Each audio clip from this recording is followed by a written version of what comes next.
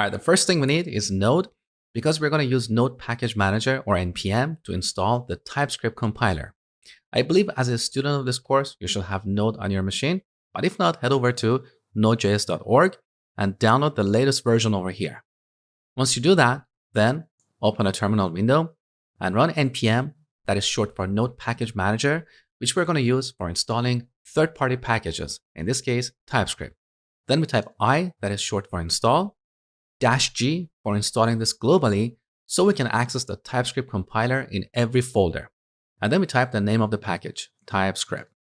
Now, if you're on Mac or Linux and you get a permission error while running this command, you have to prefix it with sudo or sudo. Well, more accurately, this is sudo because it's short for super user do.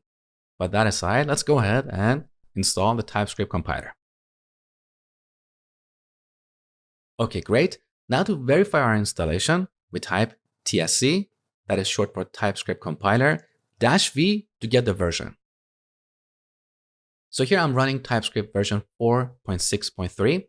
You might install a newer version, but don't worry because everything I'm going to teach you here will apply to newer TypeScript compilers.